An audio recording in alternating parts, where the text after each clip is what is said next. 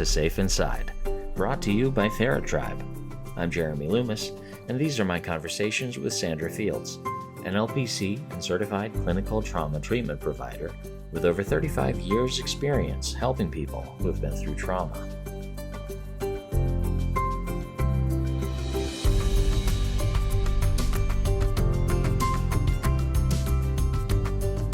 Welcome back to Safe Inside. This podcast is brought to you by TheraTribe. I'm Jeremy. I'm Sandy. And we're going to start talking about epigenetics today. You know, if you're familiar on a basic level with genetics, you may have only thought, okay, I'm partly my dad, partly my mom, and that's that. Well, the study of epigenetics shows that this is a bit more nuanced than we once thought it was. So, Sandy, kick it off. I will. And first of all, I'm going to break down the word epigenetics because it is a big word. It's a $10 word is what we used to call those things. And so it sounds a little scary, but it's easy to say epigenetics, and you can say it and everybody will think you're so clever and wise.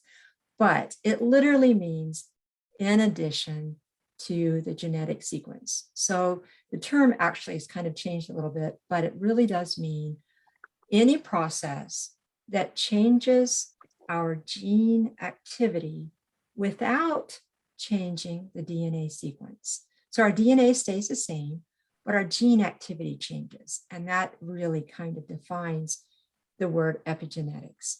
So it's a big word, a $10 word, but it literally means changes to your gene activity. Okay, so I want to say that straight up. Our genes, if you remember from elementary school on, we learned about our genes, and this is how our genetic material is sent down to us throughout conception and birth. Our genes play an important role in our health, but of course, we know that our behaviors and our environment also play an important role in our health. So like what I eat, right now they're saying that the Mediterranean diet is the best diet. I keep trying to do that. I'm not a big seafood person, so I'm struggling with that. But I'm trying to make this dietary change because it does change my health. Our environment makes a difference, how physically active we are, all of those things change our health and have an impact on that. The epigenetics is the study of how our behaviors and our environment can cause the changes that affect the way that our specific genes actually work. That's what it is. So unlike actual genetic changes, so our DNA is not changing. Our DNA can't change through our lifetime. It is what it is. But epigenetic changes, or just changes in the activity of our genes, these are actually reversible and they don't change our DNA. But the activity changes in our genes can change how our body reads our DNA sequence. Now that sounds very scientific. I promise I'm not going to keep it that scientific as much as possible. But what that's basically saying is that we can change things such as our diet, our exercise, and a few other things that we can do that will actually change the way that our bodies read our DNA. We can do it for good or bad, for our own health or not for our own health.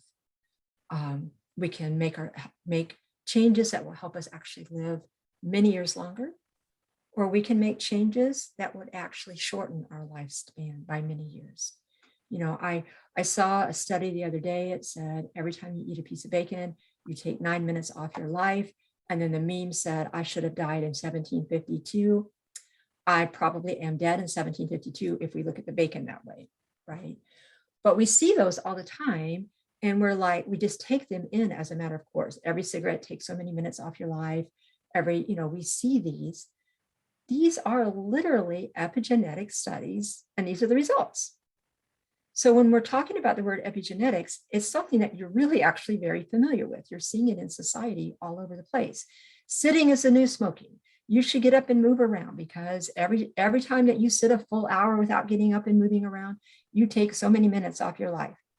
Literally, They're saying you are changing the activity of your genes in the way that it reads your DNA. And because of that, it's telling your DNA that you need to die sooner if you sit down longer. That's a very simplistic way. And if any scientists are out there listening to this, I'm not even going to apologize. It is what it is. It is what it is. But that's really what we are actually very familiar with in our society. The studies, they're just not called the epigenetics.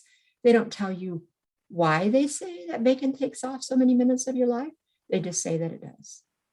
We know that it's processed food, and that's why the processed meat takes, so they could probably add in the bologna and the salami and the ham and all of those other things too.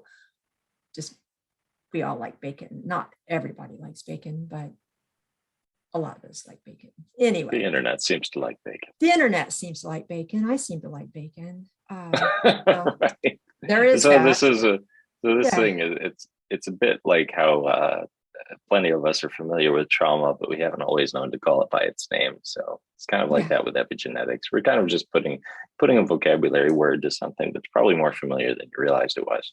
Yes, exactly. You are familiar with it. You see it a lot in front of you. But how does it actually work? So this is the basic way that epigenetics works. And I'm hoping I'm going to be able to slow down enough to make it sound intelligent. But there's never any guarantee when I'm the one speaking. So there's that.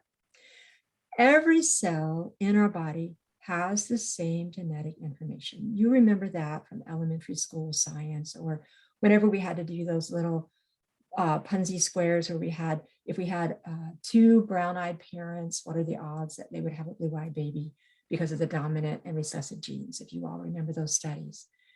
Every cell in our body has that same genetic information, yet each cell type is unique. The cell types in my fingers are different than the cell types in my tongue, for instance. So each cell type is unique. The DNA in chimpanzees, for instance, and humans is 99% identical. We've heard that. I've even heard I think there's like 57% identical to a banana. That sounds right. I'm pretty sure I've heard that too. Yeah. Almost all species, including sponges, by the way, share at least 50% of the same genome or genetic material. Epigenetics is the study of how so many diverse cells and species can arise from the same essential genome, from that same 50%. How do we get all of these variations? So it's like how everything ever written in the English language has come out of the same 26 letters. It's the same thing. So epigenetics is kind of like punctuation. So I use this sentence, a woman without her man is nothing. Many of you have seen this exercise around commas. So with no commas, a woman without her man is nothing. A woman, comma, without her man, comma, is nothing. So it would be a woman without her man is nothing. That has one meaning. A woman, semicolon, without her, man is nothing. So let me read that again.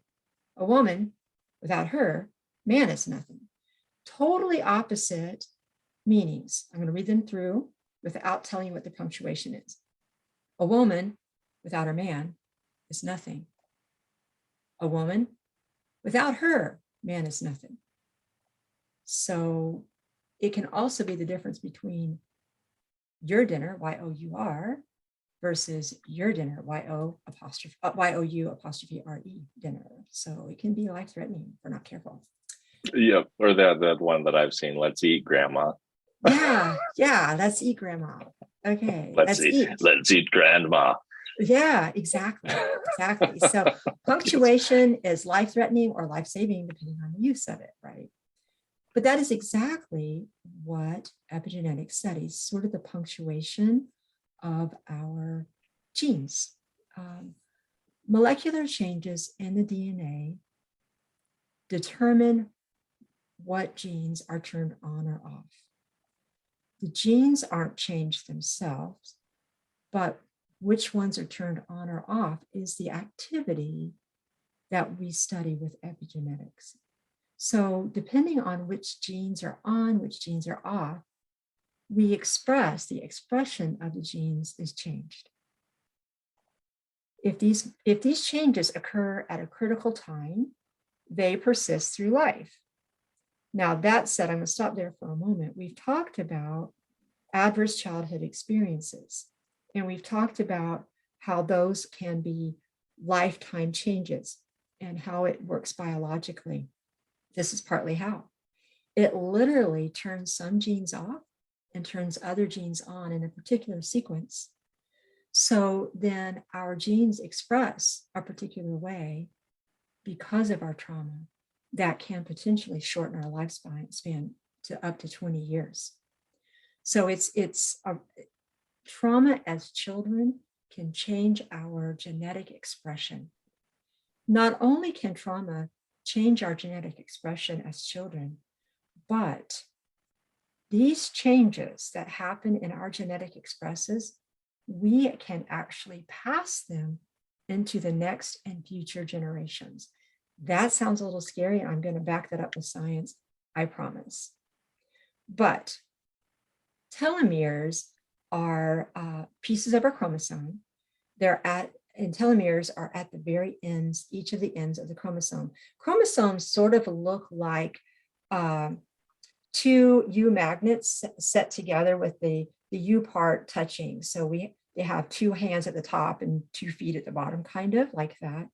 At the very ends, all 4 of those tips of the chromosomes are what's called the telomeres. And they are much more susceptible to diseases, they have a shorter lifespan, things like that. People who have shorter telomeres, their lifespan's shorter, all of that. We know that trauma actually shortens those telomeres. Abused children at age 5 have shortened telomeres. If the abuse continues, there's progressive shortening at age 10. They've looked at children at 5 and 10. Institutionalized children and infants have shortened telomeres. In girls, this is the strongest predictor, is the extent of the deprivation. In boys, the strongest predictor of a shorter lifespan is cumulative exposure. The greater the percent below the poverty level, the shorter the telomere length. The mother's perception of the environment as dangerous. So even if everything is safe, but the mother perceives she's anxious a lot of the time, we have a mother with an anxiety disorder, the children have shortened telomeres. Environment alters or changes our epigenome, so our epigenetics. And this would be our neonatal environment, our early environment. We know that many epigenetic markers are set down in the egg during fetal development. So the epigenetics, the shorter telomeres, are more likely to be passed from mother on rather than father. A lot of times it comes from the mother. All of us have heard of free radicals, I'm guessing, because that's been a health thing that we've talked about over the years. Are you familiar with free radicals, Jeremy? Is that a term that you're familiar with? It is. I don't know how competent I am in explaining it, but doesn't something come loose and it's kind of looking to connect to something? Yes, that's exactly what it is. It's actually oxidative stress in our bodies. And it's these radicals that kind of get loose in our system and kind of go around causing havoc. And if you have done any kind of health, like anything, you'll read on your health drinks or your health foods, helps relieve of free radicals. Free radicals actually cause shortened telomeres. That's actually how they impact us negatively, is because they shorten our telomeres. We do that if our diets are deficient in fruits and vegetables, if we have diets high in trans fat, and diets high in highly processed foods, which would include bacon and McDonald's, which I don't really do fast food too much. I'm too busy eating my bacon at home shortening my telomeres that way. But all of these do shorten our telomeres. And if Uh, oxidative stress, for whatever reason, is not a familiar term to you listening, this is one of the common denominators to disease in general. It's the time we're living in. We're under a lot of oxidative stress coming at us from a lot of different directions, and it's also one of the things responsible for aging us faster. yes, yes. And that aging us faster relates directly to our lifespan. I went in to tell my doctor the other day that I have made a serious intent. People don't take me seriously. I am serious about this. I've set an intention that I am going to live to be 114. I had a great grandmother who did just that. She wasn't sick. She lived alone until she died. She ate healthily. She exercised every day. She exercised her brain every day. She did not have a TV. But she was 100 years old the year I was born, and she died when I was 14. I remember her. I remember staying with her. And she did some mindfulness every day. She did a lot of these practices that we strive so hard to try to implement in our lives today, that she just sort of did naturally as part of her lifestyle. And she just got sick one day and died. That is my intention. My doctor said that right now my numbers are good enough that I'm on track. So let's hope that I'm on track for this and that he's right, because I've set an intention. But part of it is recognizing the effects of epigenetics and how it adversely affects us means that we can also use them intentionally to then reverse any of the changes and help ourselves have longer lifespans, if that makes So sense. I guess the hashtag for this would be biohacking. That's probably what people have heard it referred to Oh as. my gosh. Okay. I haven't heard that term, so I'm really liking it. I love it. And it is biohacking. That would be what this is. It would be. They've studied quite a few people, but before I get to the people studies, I do want to start out with a study. You can see a summary of the study at Emory University on YouTube. They have a nice summary of it. But basically, in Sandy language, what happened was they took these mice and they put them in a cage, and they would send in the smell of cherry blossoms, which I'm very sad because it's actually one of my favorite smells, and yet they use this to traumatize these mice. Because when They used something so good for evil. that's exactly what they did. So when they sent it in, they shocked their little feet every time they sent in that smell. So after a little while, every time the mice would smell that cherry blossoms, they responded in fear because they'd been traumatized every time that they had that smell, which makes sense to all of us. We're going, well, of course, every time they smell that, they're going to freak out because they know that the shock is coming. So then they took the mice, and the mice got pregnant, as mice do, and they had babies. So they raised the babies both with the mice who had been shocked and then the mice who had nothing to do with the study, so adoptive families. And whenever they sent in the smell of cherry blossoms, the mice still reacted in fear, the next generation. So the next generation had babies that had never been shocked. And whenever they sent in the cherry blossom smell, the mice would react in fear. It took this out 5 generations and it did not extinguish. They continued to react in fear. So scientists are like, what in the world is going on here? So they looked at the epigenetic changes. They saw the shortened telomeres, and they saw the biological changes that happened because of the trauma of the great grandparents, I think is where it was, the 5 generations back would be great grandparents. So they saw how that was passed down through the generations.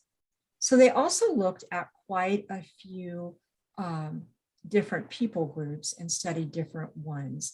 There was a study done, well, let me back up. During World War II, there was a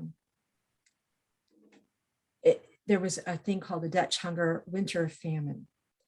And this was where a city was during World War II was under siege, and there was not enough food for the women who were there.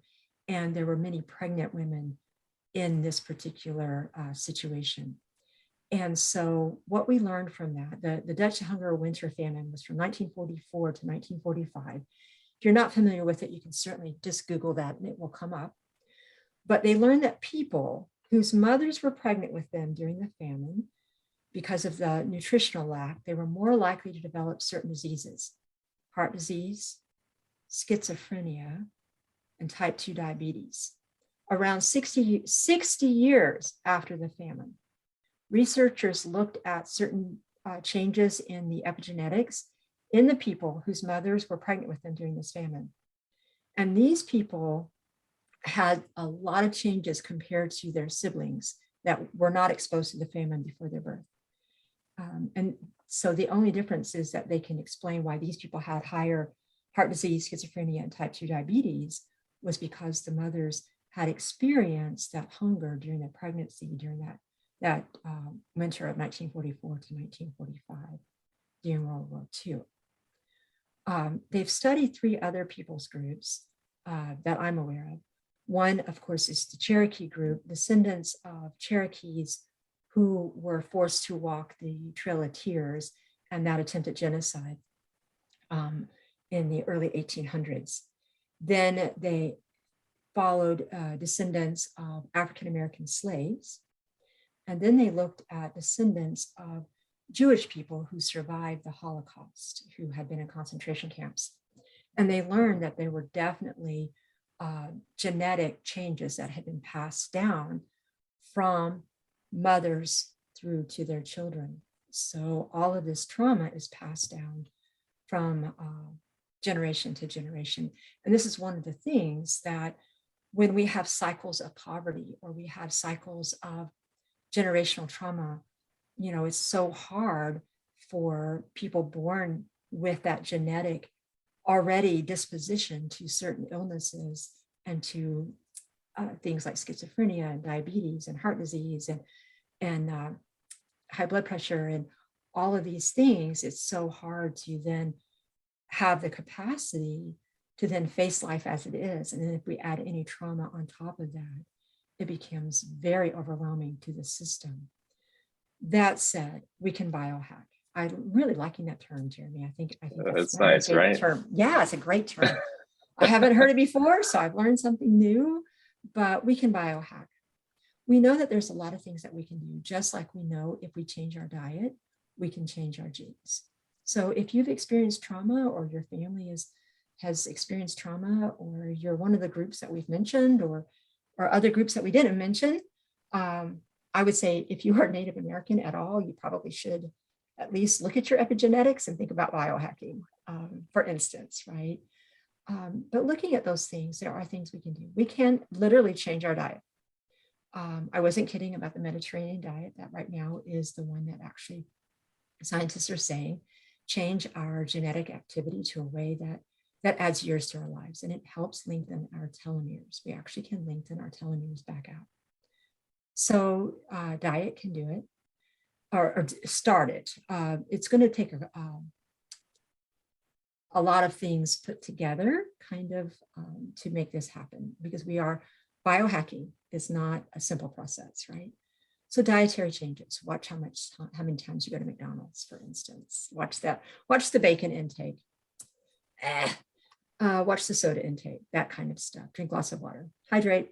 You can do that. Physical activity is another one.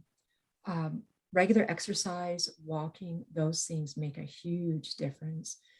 But as we've talked about before, and we'll talk about in other episodes, I'm sure, yoga is a great way to do that.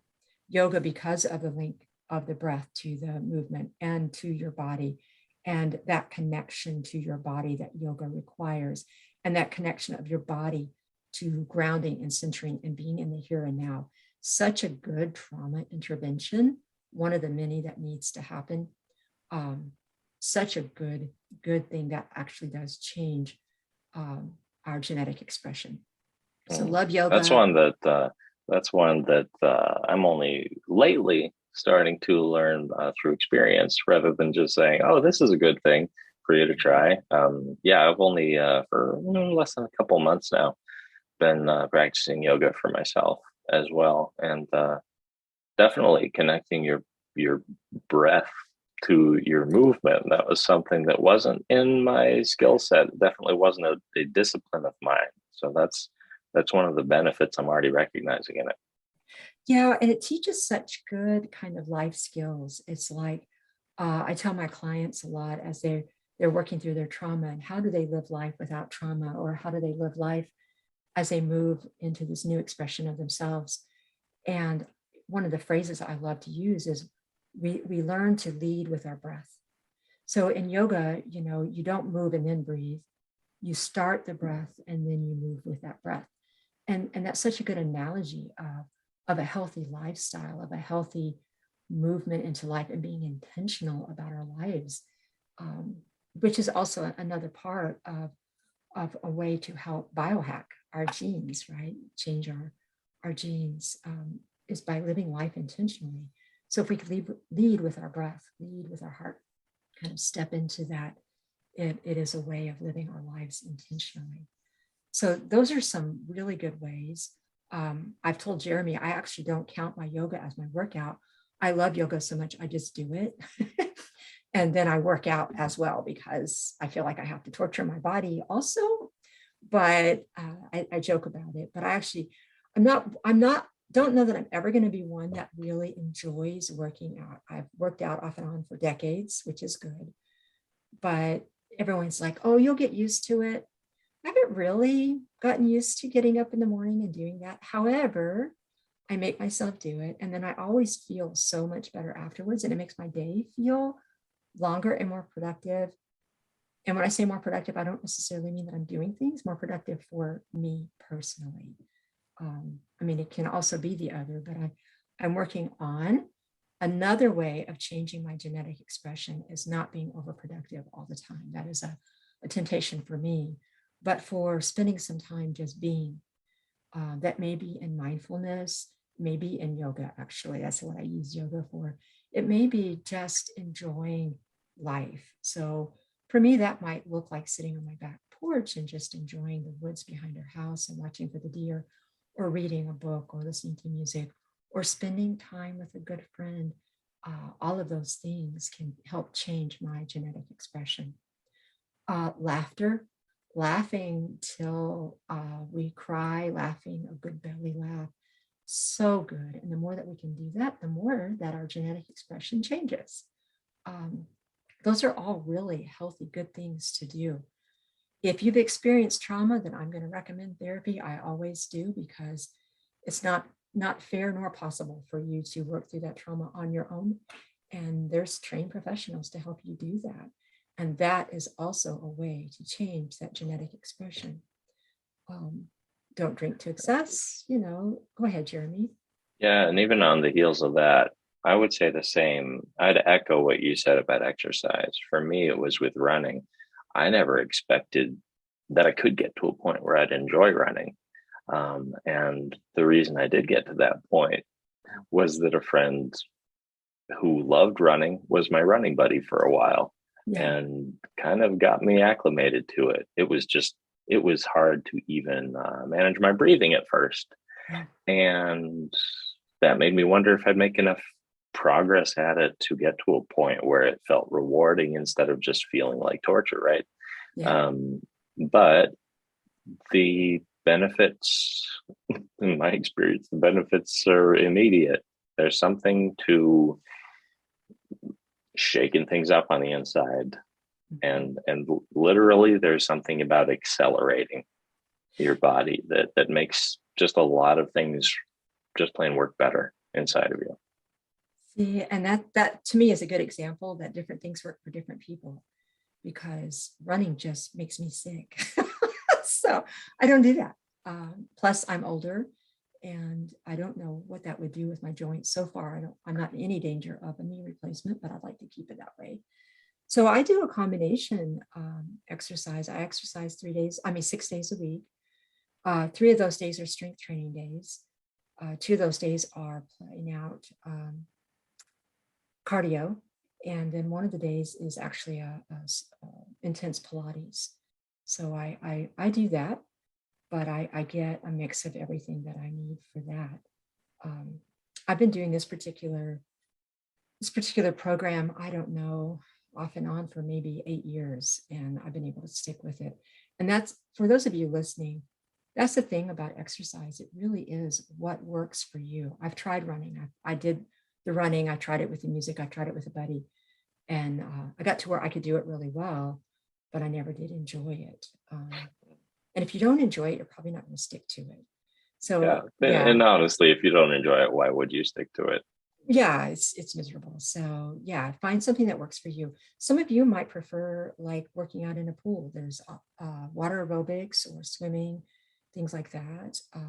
Some of you might want to try a bunch of different things, maybe move from hiking to biking to all of those things. I do bike some once in a while too.